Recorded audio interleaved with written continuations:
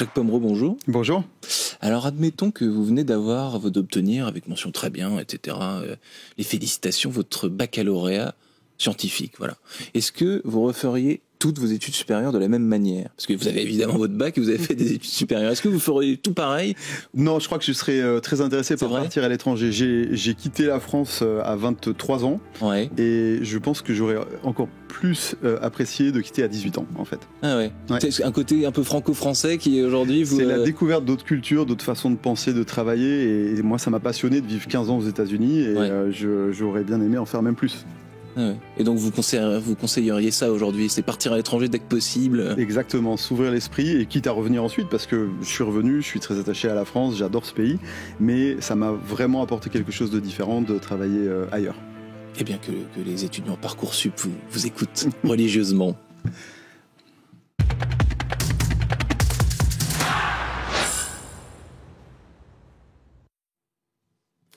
Bonjour à tous et bienvenue au Talk Décideur du Figaro, avec en face de moi aujourd'hui Jacques Pomereau. Donc vous avez un très joli parcours après le bac si j'en juge votre LinkedIn. Vous êtes désormais président directeur général d'Inetum, que je vais vous demander de présenter, de pitcher, dit-on.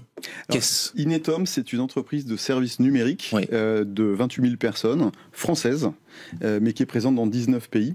80% de notre chiffre d'affaires est situé en France, en Espagne, en Belgique, au Portugal, mais j'ai peut-être pas... Très européen, donc. Très européen, même latin, je dirais. Et je pense que c'est important d'expliquer qu'est-ce que c'est une entreprise de services numériques. C'est un peu confus. Aujourd'hui, en France, il y a 60 milliards d'euros de digital qui sont dépensés par an. 40%, c'est des logiciels. J'achète un logiciel, je le fais fonctionner. Mais 60%, c'est des services digitaux, c'est des consultants comme nous. Et notre métier, c'est d'aider les entreprises et les administrations à installer ces logiciels, les faire fonctionner, parce que ça marche pas aussi simplement que... Parce que les installer, c'est une chose, mais les utiliser de façon former intelligente, les utilisateurs, justement. Et puis surtout, c'est pas comme un jeu sur une console de jeu. Ça tombe en panne parfois, ça demande des mises à jour, etc. Donc l'installer, c'est une chose. Après, nous, on reste des années derrière pour s'assurer que notre client l'utilise au mieux, ce qu'il a développé ou ce qu'il a acheté. Un accompagnement, donc une entreprise achète un outil digital, un outil numérique. Ouais. Est-ce que vous diriez que chez vos clients, dans les entreprises dans lesquelles vous œuvrez, est-ce que les salariés sont contents? Parce que dans les entreprises, on met en réalité sous la main, sous le clavier des gens, un outil, ils ont rien demandé, mais on leur dit voilà, vous avez ça. C'est quoi la réaction à brûle pour point le plus souvent? Alors, tout dépend de l'outil, j'ai envie de dire. Souvent, on a des frustrations dans les entreprises, et c'est le cas dans la nôtre, qui viennent des outils numériques ou du manque d'outils numériques. Et donc, mettre en place quelque chose qui répond à ces frustrations, qui fait gagner du temps, qui automatise des tâches rébarbatives, ça amène de la satisfaction. Après, là où on a parfois des problèmes, c'est quand les employés ne sont pas assez bien formés aux nouveaux outils. Et là, on peut être un peu perdu, on peut se sentir largué. Donc c'est très très important la conduite du changement associée au digital. Parce que ça n'a rien de naturel, soyons francs. Ah, c'est pas simple, et on va parler d'IA tout à l'heure. C'est un grand changement dans les façons de travailler, de toute façon, de numériser, de digitaliser, dans certaines professions plus que d'autres, mais c'est essentiel pour la compétitivité de nos entreprises et de nos administrations. C'est essentiel pour la compétitivité des entreprises. Alors ça, les COMEX et les CODIR l'ont bien compris, mais il faut du temps. En réalité, c'est pas du jour au lendemain que cette transformation va... Et encore, je nuancerai le propos. Il y a eu un sondage qui a été fait cette année sur les patrons, en gros, de PME et ETI. Il y a seulement 40% qui disent que le digital... C'est une priorité. A un impact sur leur chiffre d'affaires ou leur profitabilité. 60% disent ça me sert à rien. Donc on a encore du chemin à faire. Et c'était bien repris dans le rapport Draghi, tout secteur confondu, pour moderniser, digitaliser, adopter la technologie. Et donc, votre rôle, c'est un terme un peu galvaudé, mais d'évangéliser ces personnes. Vous dites 60% des PME, ETI considèrent que ça n'est pas une priorité ou que ça ne sert à rien. Voilà, ou c'est intimidant, ou c'est réservé aux grands groupes. Et donc, nous, notre rôle, c'est de... Et que ça coûte trop cher aussi, peut-être. Voilà, et c'est complexe avec les régulations, notamment l'IA Act, etc. Notre rôle, c'est d'amener ces grands concepts, ces rêves qu'on a parfois de Californie ou des licornes, et les amener dans la réalité réalité concrète du terrain. Donc pour nous, l'idée c'est pas de faire rêver au futur, c'est d'être dans le présent et le digital aujourd'hui. Oui, parce qu'il y a aussi, là, puisqu'on en parle, il y a aussi peut-être cette espèce de fossé entre, vous dites les grands groupes, là moi je vais aller plus loin, le côté enfin si je caricature vraiment, Silicon Sentier et PME de province, quoi. C'est-à-dire que la PME de province a l'impression que l'IA, le digital, c'est à Paris dans le Sentier pour les startups, etc. Et c'est pas pour eux, quoi. Alors qu'en réalité, bien sûr que si. Bien sûr que si. Et c'est notre cœur de métier. En fait, on se distingue, nous, de nos concurrents par le fait qu'on a 140 agences. Peut-être en France, on a une 50aine. Ouais. Donc on est partout sur le territoire. On est au plus proche des ETI, des entreprises de taille moyenne, des administrations locales, pour leur apporter concrètement le digital, l'innovation dans leur façon de travailler. Et on voit en effet des contraintes. C'est complexe, c'est pas pour moi, je sais pas quoi choisir. Ça coûte très cher. Et beaucoup de ces choses-là sont des mythes en fait. Donc nous, on amène ça. Et comment vous faites justement pour briser la glace, pour dédramatiser dans une certaine mesure, pour mettre à l'aise? Par exemple, on a dans certaines technologies des packages. Donc on vous dit, voilà, vous voulez un système de gestion comptable moderne, très bien, on va faire un package pour vous qui coûte pas très cher. Alors vous pourrez pas le customiser comme vous voulez, hein, c'est un peu rigide, mais vous aurez un système moderne que vous pourrez utiliser. Donc c'est ce genre de choses par petits pas, concrets, pas trop cher, bordés, qui fait que petit à petit, on aide le tissu économique à se moderniser. Et je parle de tissu économique, ça s'applique aux administrations locales tout autant. Oui. Donc il faut des versions bêta, des choses comme ça qu'on fait tester pour essayer de montrer à quel point on met sous les yeux, voilà comment votre vie peut changer. Voilà, et voyez comme vos collaborateurs sont satisfaits, voyez l'impact sur vos comptes de résultats, faites-en plus. Est-ce qu'en France on a par rapport, si on parle culturellement, donc vous avez dit que vous êtes présent surtout en Europe, hein, est-ce qu'on a une vision française, une culture française de vis-à-vis du digital, vis-à-vis de la technologie, une défiance particulière par rapport à nos voisins, une façon de l'appréhender, d'en parler entre nous? Je dirais que l'Europe en général a tendance à être en retard sur le numérique par rapport aux États-Unis et aux Asiatiques, notamment la Chine. Quelques exemples, on parle beaucoup d'intelligence artificielle aujourd'hui. Il y a des sondages, BPI France et autres, qui montrent que sur les entreprises de plus de 50 salariés, c'est entre 10 et 13% d'adoption d'un pays à l'autre. Le Portugal un peu mieux, la Pologne un peu mieux, l'Allemagne pareil.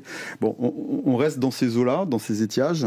Aux États-Unis, c'est 30 à 40% des entreprises de même taille qui utilisent de l'IA, et c'est juste un exemple. Avant l'IA, avant cette vague, on parlait de cloud, c'est-à-dire transporter ces serveurs de données dans le garage, les mettre dans un cloud, un hyperscaler, etc. Là encore, le taux d'adoption a 4-5 ans de retard par rapport aux États-Unis. Ça veut dire que l'argent que les entreprises consacrent à leur informatique est trop dédié à ce qu'on appelle la dette technique. Faire tourner des vieux systèmes qui coûtent cher et qui sont fragiles et d'ailleurs qui créent des risques de cybersécurité. Mais auxquels on est attaché parce qu'on a toujours fait comme ça, etc. Et puis ça fonctionne. Donc, tant que ça fonctionne, on ne change exactement. pas. Et nous, ce qu'on essaye de faire à notre échelle, c'est de réduire cette dette technique et dégager des budgets pour l'innovation, pour la conquête, pour apporter un meilleur service aux clients ou aux collaborateurs de nos propres clients à nous. La conquête, vous dites, et c'est amusant, que le fait que tous les pays européens, ce que vous m'avez dit, ont le même raisonnement et ont le même retard. Vous avez dit, il n'y a pas de différenciation d'un pays. Alors, il y a quelques différenciations. Par exemple, si on regarde les index de e-gouvernement, c'est-à-dire digitalisation du gouvernement, on voit par exemple que la France a régressé d'une dizaine de places en quelques années parce que nos voisins ont accéléré. L'Estonie, par exemple, est un pays typique, un bon élève du gouvernement digital. Certains se posent moins de questions que nous sur des sujets de souveraineté. Par exemple, vous allez à Bruxelles, la mairie de Bruxelles, je vous invite à y aller, on a l'impression d'aller dans un Apple Store. C'est magnifique, il n'y a pas de file d'attente, vous avez des conseillers avec des iPads qui vous accueillent, qui vous indiquent pour faire votre passeport c'est là, etc. Vous pouvez changer de procédure en cours de route, vous avez une app. Tout ça a été fait avec Microsoft et avec nos équipes. Et et la qualité, le nombre de procédures traitées est plus élevé. Bon, ben voilà, ça c'est un service régalien pour une grande municipalité qui est adopté. On a des choses un peu qui nous contraignent en France parce que on a tendance à se poser plus de questions que d'autres sur la nature du logiciel qu'on utilise, la cybersécurité, la souveraineté. Moi, j'invite tout le monde à dire le sujet, c'est l'adoption, c'est la modernisation du tissu économique avant tout. Très clair, vous avez 28 000 collaborateurs, avez-vous dit tout à l'heure, ce qui est beaucoup, vous en recrutez une centaine. J'ai lu ça dans la presse. Quel profil vous recrutez en ce moment? C'est de l'IT exclusivement presque, non? La centaine, c'est probablement dans une de nos villes, parce que le recrutement est plutôt en milliers de personnes.